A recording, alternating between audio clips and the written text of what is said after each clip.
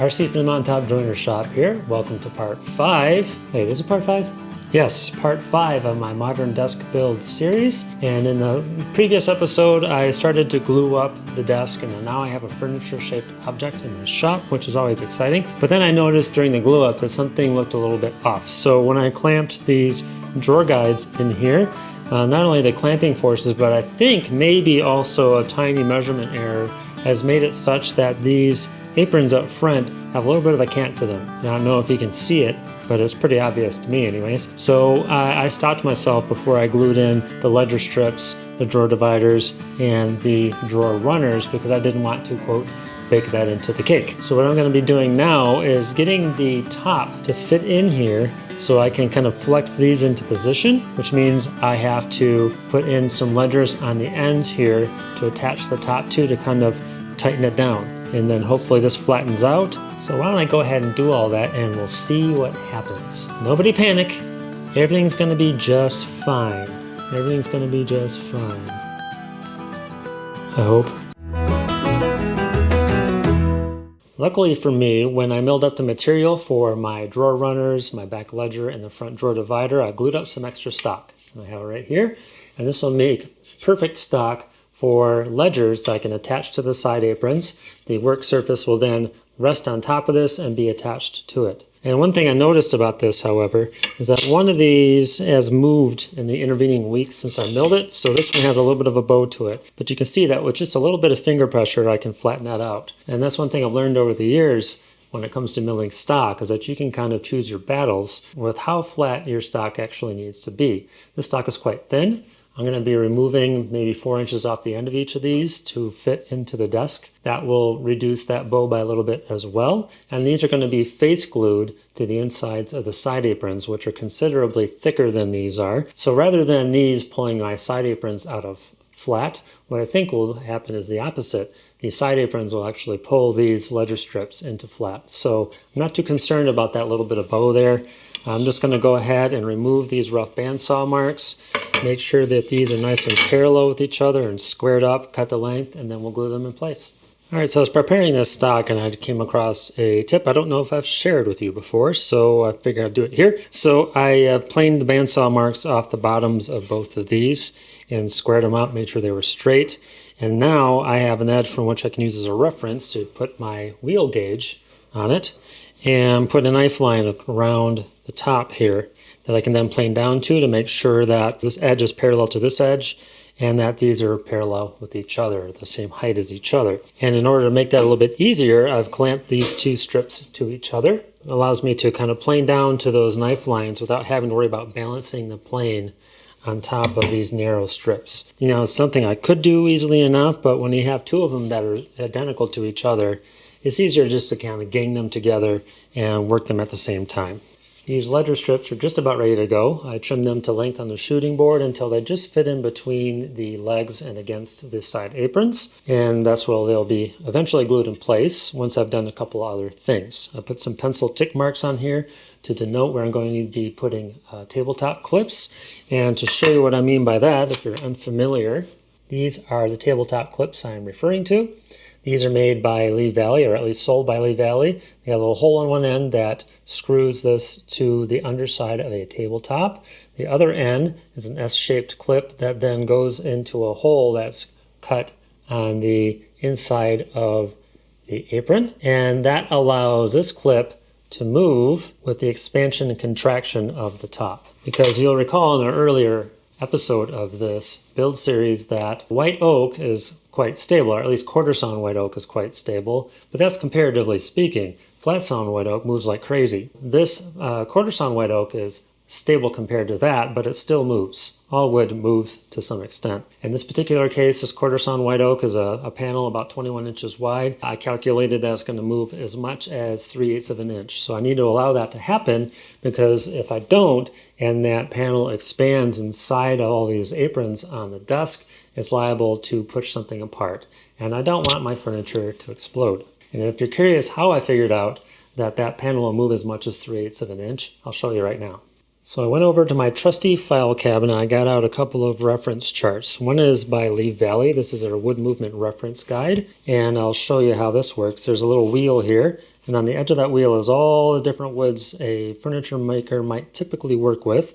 So I'm going to go ahead and move this to white oak, and then it has different figures, both in percentages and in a decimal value of how much the wood is likely to move if it's flat sawn or radial or quarter sawn. In this case, I have white oak that is quarter sawn, so I'm dealing with 0.0018 as my value. And over here it explains how to use it. So you'll times 0.0018 times the difference in moisture content you're liable to encounter, or that furniture is liable to encounter. So assuming the temperature in the house where this furniture is going to live is at about 70 degrees most of the time, and that the relative humidity in that dwelling can vary from as much as 30% all the way up to maybe 80%, then I'll take the value from here. This is 6.2 and 16. 16 minus 6.2 is 9.8.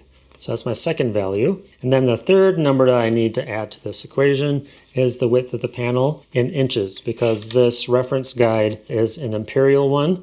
I need to go in inches instead of centimeters. So what I'm going to do is get out my handy home project calculator, do 0.0018 times the width of the panel in inches, which is 21, times the moisture content swing that's liable to encounter, which we figured was 9.8, and that gives me a value of 0.37044, which means absolutely nothing to me, but this is a home project calculator that can convert that to inches.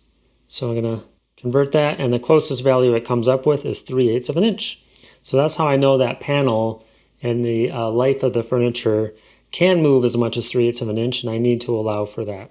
And of course, you'll notice that I'm allowing for a pretty wide swing in moisture content, relative humidity, because I'd rather overcalculate, and build for that rather than undercalculate and then perhaps have an extreme of relative humidity kind of force my furniture apart. Coincidentally, you can use these same reference guides along with a moisture meter to determine when the lumber in your shop that you just brought home is available to be worked without moving again after milling. It lets you know when your wood is at equilibrium moisture content. So I did a video about that as well, and go ahead and look in my channel for that. I think the title is like, so now it's time to cut the slots that those little tabletop clips are going to fit into. And there's multiple ways, as always, that you could do this. One of the ways I used to do this was, this kind of sounds funny. One of the ways that I used to do this was to plow a groove along the full length of the apron using a plow plane. That, of course, gives you plenty of options for where to put the tabletop clip, and that tabletop can move as much as it wants because that groove runs the full length of the apron. However, because it runs the full length of the apron, then you have this little fin, so to speak, along the top of the apron that could easily be broken off. And I really don't want to run that risk, so I don't really use that technique anymore. One of the other options that I could use is my Festool domino joiner.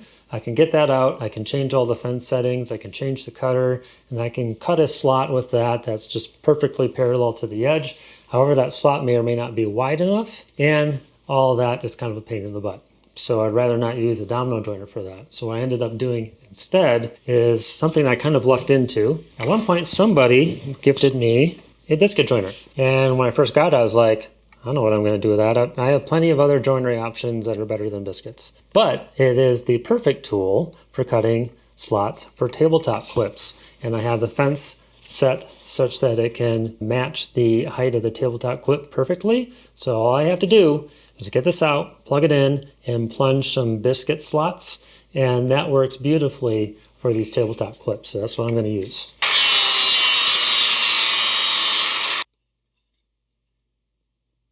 All right, so now that I have my biscuit slots cut in these little ledgers, I'm going to glue them to these side aprons, and I'm going to glue them right about there. You probably can't see this, but there's a line right here. How I figured out where this needs to be located on the side of the apron was to take a wheel gauge and set the distance of the wheel gauge on this gap right here and make it the same here. So I wheel gauged a knife line along here, and then I traced it with a pencil so I could see it easier, although you probably still can't see it. That's the thing about walnut. I work in walnut a lot, and it's like one of the least YouTube-friendly woods you can use because it's dark and you can't see any of your markings on camera. But anyways, that's where it's going to go. So I'm just going to face glue this with a bunch of high glue and clamp the heck out of it, and that's the edge of where the end of the tabletop is going to sit on top of right there. This sat over the weekend all clamped up, and I got a little bit carried away putting in the hide glue. So there's some squeeze out on the bottom here, and there's squeeze out on the top that I've already removed. And what I used to do that is this cheap hardware store chisel. This is the lowest quality chisel I've ever bought new, and that makes it perfect for removing glue. So what I ended up doing was any beads that were down in the corner here, I'd hit them from this direction.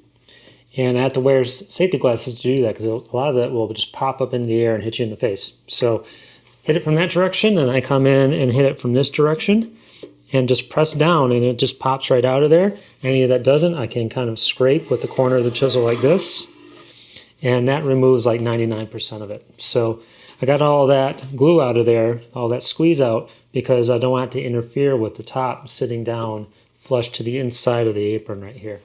All right, so now it's time to get this thing back out. Remember this? This is the quarter sawn white oak panel that I glued up earlier in this series that will eventually be the work surface for this desk. And I need to trim it to fit inside of the edges of this apron. So that's going to take some doing. I'm not going to rely just on measuring alone. I'm going to get my measurements close and then actually trim it with hand planes to get it to fit just right into there. So that's going to take some doing. I also have to remove a little bit of the glue squeeze out that's left over from that glue up. There's probably going to be some flattening involved before it's all said and done. And of course I have to do some finishing work on it as well. So got plenty to do here with this top. Another fun thing that's going to happen with this top, because it's inset, is it's going to have to be notched to fit around the inside corner of these front legs. And that I don't want to do until I've trimmed it to fit inside of the aprons. So they're at their final measurement, and then I can take that notch out.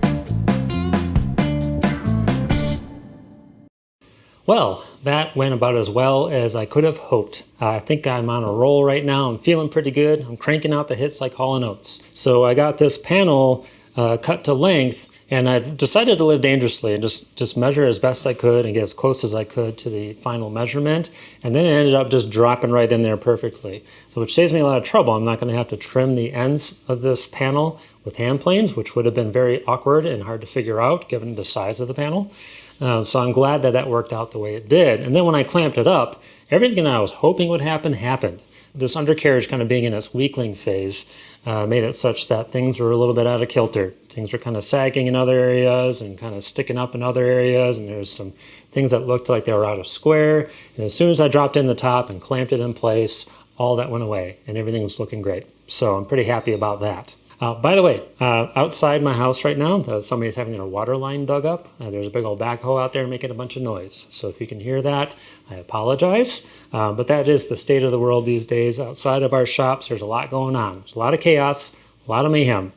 And I don't know if you've been able to doom scroll on your phone in the last 10 minutes or so, but how do I put this without sounding too political? We live on a dying planet that's being fought over by war criminals at our expense. So it's easy to feel a little bit discouraged, like you don't have any control over what's going on in the world, just a little bit helpless. So it's nice to be able to walk into your shop, if you're privileged to do so, and create some order in the world of chaos. That's kind of an argument in favor of the woodworking craft that we probably don't talk about very much, but it's excellent. When things are going on in your life that are just beyond your control, to be able to come in here and to just take a bunch of boards that you really don't want to do what you want them to do sometimes and make them behave and go together perfectly. It does something for the psyche that I think is really important for us as woodworkers. So yeah, anyways, okay, so what's next? So those little tabletop clips I showed you earlier, I don't have enough of those to clamp this in place just yet. And of course, I got to do a bunch of finish prep on this anyways. So I think while it's still clamped up, I'm going to crawl under here like a critter and put that ledger strip in here and the bottom drawer divider. Earlier, I didn't want to install those things because I didn't want to bake all that crookedness that was happening into the cake, so to speak. But now I do want to bake this squareness into the cake. So while this is all clamped the way it is, I'm going to start installing some of those pieces, and I think that'll help hold everything square for the duration. So, and of course, once you drop the top in there, that stiffens things up incredibly. So I'm pretty happy with the way things are going. So yeah, I'm going to do that next, and then I'll decide what's next after that. All right, so I crawled under there and I've glued in the front drawer divider and clamped it in place, and I'll show you that in a moment. That wasn't very conducive to filming whatsoever, so I didn't show that, but I will show you the results. And now I'm doing the back ledger, which mirrors the front drawer divider. It's going to act as a place for the drawer runners to mount upon. The added benefit of stiffening up the rear apron a little bit, although I'm not really counting on that so much because it's a pretty thick apron, but you know, every little bit helps. All right, so drawing a glue line all the way down the full length of this thing. And before I glue it in place, I want to put a little bit on the outside of these two half laps. And then I will get underneath here and try to work it into place without accidentally gluing something I didn't mean to. Then I'll get some mini clamps on here. I love these DeWalt F-style clamps, these little baby ones. I've had Irwin ones in the past that I thought were really flimsy. The pads weren't at all square. It was just suboptimal. But then I found these DeWalt ones, and they do everything that the Irwin ones didn't. And who knows, maybe that situation has changed over the years, but I'm really happy to have these. All right, now I'm going to go ahead and clamp it all along its length. Clamp, clamp, clamp, clamp, clamp, clamp, clamp. So there's clamps everywhere. Everything's all clamped up. And you see up front here, there's now a drawer divider under there. Excellent.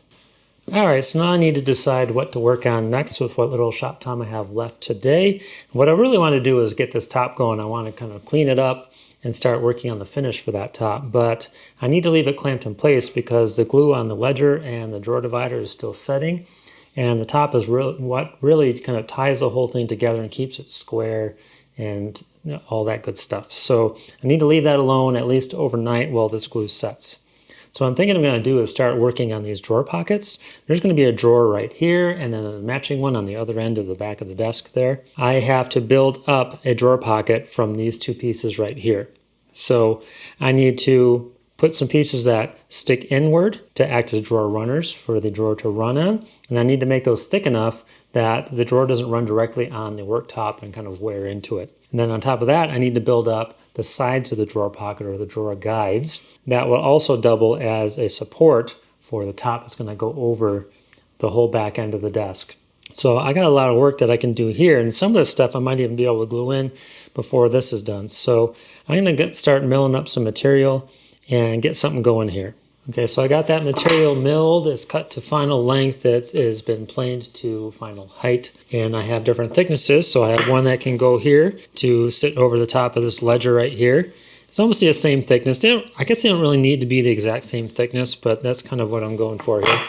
I got a thicker one to go over here, over the top of this drawer guide. And eventually this is going to get notched out deep enough to allow expansion and contraction of the top underneath this projection right here. And the way I would take that measurement is to use a wheel gauge like this. Just drop it over the edge. But the thing is, I haven't finished this top yet, and I might lose just a wee bit of thickness when I do that. So I don't want to notch out these drawer guides here to fit over the top of them until I know ultimately how thick that's going to be. So when I take my measurement, it's dead accurate. So I'm going to set these aside for now. And what I think I'm going to do next is take the top off and glue in the drawer runners, which I haven't done yet. So while that glue is setting on those drawer runners, I will then start taking care of this top, and that way I can get a couple things going at once. All right, so check this out. I'm pretty proud of this. So you'll notice that I have kind of a half lap cut here and here just inside of the drawer guide. Here's my drawer runner, and it has a corresponding half lap on it. And you'll notice that that half flap has been widened here. So there's extra material sticking out on this side of the half flap. That extra material is going to go underneath the drawer guide. So it's going to be sitting on top of the drawer divider and the ledger in the back, but then it's going to be glued to the underside of the drawer guide. And you can see my tolerances are loose enough that it drops right in there without getting stuck. So I'm going to be gluing here, and then all the way along the underside of this drawer guide. Then I'll have something for the drawer to run on. It'll also stiffen up the drawer guide so it doesn't flex as much in this direction. I'm going to get the glue nice and warmed up, clamping one at a time so I can use a whole bunch of clamps along here. And then I'll clamp the other one after this one has had time to set. And in the meantime, I'll be working on that oak top.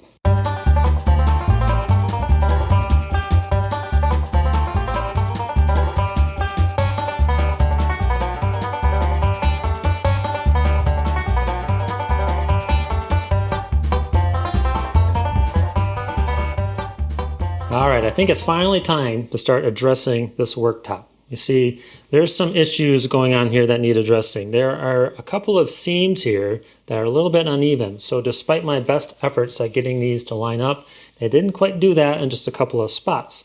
Ordinarily, the way I would flatten out these seams is to address it with a hand plane. But if you recall earlier in this series, I spoke at length about how quarter sawn white oak, especially if the grain runs in and out, when hand planed, has a very strong tendency to self-eviscerate, very much like a samurai that's brought dishonor upon himself and his family. So what do you do if you need to aggressively remove material and you can't use hand planes? Well, this is what I ended up doing for that. So get out this tool right here. This is a Makita 9404 belt sander. This thing is a beast. And if you're one of those viewers who has to run to the comments section and express your deep disappointment in me every time I pick up a power tool that you don't like, I'd really rather you didn't. What I'd really rather you do is fuck off, because I make very little money doing this stuff and putting it on video. And so if it only costs me a couple of cents to tell a troll to get lost, to me that's worth the price of admission, let me tell you. So now that we've rid our company of a few hand tool absolutists, I'd like to talk to you, ironically, about how the Makita 9404 belt sander is probably the most hand tool-like power tool that I've probably used. You see, like a hand tool, there is very much a craftsmanship of risk at play here. If you don't use it quite right, you can really mess things up. pretty badly. So one of the ways that you can do that, and probably the most common way to do that with a belt sander, is to not keep it moving. If you were to take your belt sander, especially with an aggressive belt like I have on here right now, and stop in one spot for very long at all, whatever footprint the bottom of that sander has is going to leave a depression very much in that same shape in the work. And of course, that can really make a mess of things. So that way, it's like a hand tool, but also the way I like to use it, the strategy I use for sanding down seams and stuff like this is very similar to what I would be using if I was using my jointer plane. You see, what I like to do is go across the grain at about a 45-degree angle. I'll go across the grain at a 45-degree angle one way and then a 45-degree angle the other way. And then before I move on to a finer grit, I will then sand in line with the grain to remove those kind of cross-grain scratches. So in that sense, it's quite similar to using a jointer plane as far as the strategy is concerned. What I'm going to be starting with is a 100 grit belt, which I just put in here as a brand new belt. Normally, you might be tempted to start with a higher grit belt, like an 80 or even a 60. If you do that, though, with a hardwood like white oak, the sanding scratches you put in the wood that are cross grain are very, very difficult to erase when you move to the next finer grit. And so I try not to push my luck too much by using an aggressive grit. I'll start with 100 and I'll sit here and sand for as long as it takes to kind of level out all the seams. And then I'll start working my way down from there to the finer grits. Once I've gotten down to maybe like 150 grit, I think I have 180 grit over here. At that point, I might start with the random orbit sander and then work my way down to your 220 grit with that. So this is where it's going to start. With this 9404 is a 4-inch wide belt, so it's well suited to large surfaces like this. I have on here kind of a rubbery step-down adapter type thingy for the dust port because the little bag that sits on here is almost worthless. And this machine, like all sanders, creates a very fine dust that can get in your lungs and never come out again and can cause cancer. So I like to do my due diligence with dust collection and plug this step-down port into the hose on my Festool vac, which is a HEPA vacuum. So it does a pretty good job of sucking all the dust out of there, but it doesn't get it all, of course. So I'm going to be wearing a dust mask as well. These two machines also make quite a bit of noise. So rather than just wear hearing protection and kind of be doing this in silence the whole time, I like to put on some noise isolating headphones and just stick an MP3 player in my pocket, listen to my music, and just sit here and sand. It's going to take some time.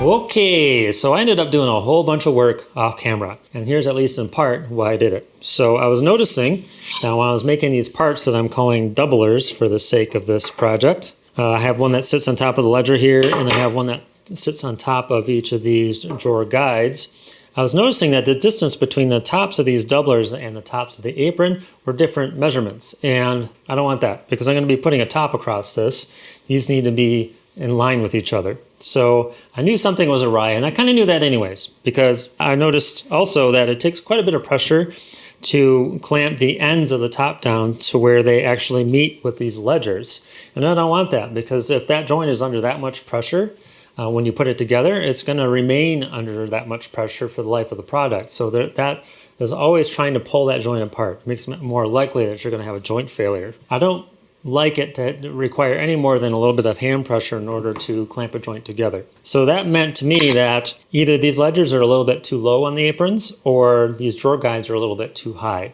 I can't really do anything about either one of those because they're glued in place already. So what I ended up doing is relieving the underside of the top where it meets these drawer guides.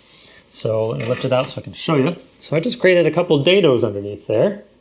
So I took this entire top over to my MFT, got out my track saw, and then I just ran a couple of curves on either side to establish the walls of the dado. And then I used a router plane to remove the material in between those saw curves. The reason I did it that way is because I don't really have the appropriate router bit for this particular application. I do have one spiral downcut bit, which is what I prefer to use because those don't lift out to the walls or the edges of the dados the way a straight bit or an upcut bit would. But that bit that I have is only like 1/8 of an inch. So at that point, I may as well just use a track saw and just run a couple of curves because the track saw is a little bit easier to set up than the router is over there on that MFT with the track saw track. Then I just had to remove the material in between those curves, and for that I used a router plane. That allows me to kind of sneak up on the amount of depth that I want on either side without running the risk of overdoing it. Now the top of this top is actually sitting lower than where it was originally, which means that these doublers that sit on top of the drawer guides needed to be remade, because there's a gap under here now, and part of the purpose of these is to hold the back end of the top down while it can expand and contract easily with changes in relative humidity. I ended up putting big old X's on these, finding some more material, just some more ambrosia in this case. That helps hold the top down, and it's the same distance from the top of the apron as these doublers over here are, and now I only require a little bit of hand pressure to hold down this top to the ledger. Hooray for that. And then, while I was at it, I was kind of on a roll, had my music going, didn't have to worry about filming anything, so I started to mill up the material that's going to be the top that spans all of these doublers. So I got out some white oak, flattened one side, ran it through the thickness planer, and then when I got about most of the way to my final thickness, I stopped. In part because I ran out of time for that day's work, but also it never hurts to let material that you're doing a lot of milling on to kind of set aside overnight. If it wants to move a little bit more, it can. Then you can flatten it some more, run it through the thickness planer again, and hopefully you'll end up with stock that stays flat long enough for you to get it in place on the workpiece. So I'm going to check these to see if they are still flat, and if they aren't, I'll do some more flattening, and then I'll finish milling it to its final thickness. At that point, I'll be in a position from which to kind of decide what I'm going to do next. Okay, so I got that panel that's going to make up the secondary part of the top ready to go here. It's in the clamps. I just need to remove that, scrape the glue off, do some sanding and finish prep, trim it to fit into the back of that desk there, and then I'll be at a position from which I can start doing some pre-finishing of some of these parts. But I'm going to have to leave it here, even though it's kind of an awkward spot to end this episode. I have to do it for a couple of reasons.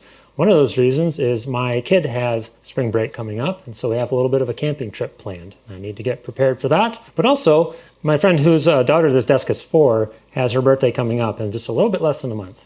And so I feel like I need to kind of speed things along a little bit here in order to hopefully get this done in time to present it to her on her birthday, or at least near her birthday. And so I'm feeling the pressure a little bit that way. We're already at episode 5, going on episode 6. So, I mean, the series is getting a little bit long in the tooth that way as well. So I kind of feel like I need to accelerate things here a little bit. I hope you're okay with that. And if there's one thing that I hope you got out of this episode, one thing that I hope you noticed, is that when you're developing a project like this, just out of your head, on the fly, the way I'm doing here, things are going to go sideways on you. Some mistakes are going to happen. Things aren't going to assemble in quite exactly the way that you expected them to. And then you have a problem. And rather than just get all upset and swear and throw things the way I always used to, what I do now is I just kind of sit back and think for a minute. And then I have to adapt and improvise and overcome. And in so doing, I've gained much more valuable experience than I would normally have gotten if things just went perfectly fine. Maybe it's just the way I'm wired, but I've learned much more from screwing things up and then overcoming those screw-ups than I ever have from things going well. You can only gain so much experience through reading and watching videos and actually doing woodworking in your shop. I feel like that's a good quantity of experience, but when you screw things up, that's when you get good quality experience. If you approach the craft with that same mindset, I hope you get the same result. And by that, I mean good quality experience. I think it makes me, at least, a much better woodworker than I would have otherwise been by doing this kind of thing. If you've been watching this entire series from the very beginning, I very much appreciate it, and hopefully I will see you in the next episode as well. Now, if you like what you saw here, please hit like and subscribe. It would help me out a lot. Also hit the little bell icon if you want to be notified anytime I release a new video. And if you didn't like what you saw here, keep it to yourself, pal. Or watch one of my other videos. You might like one of those. Thank you for watching.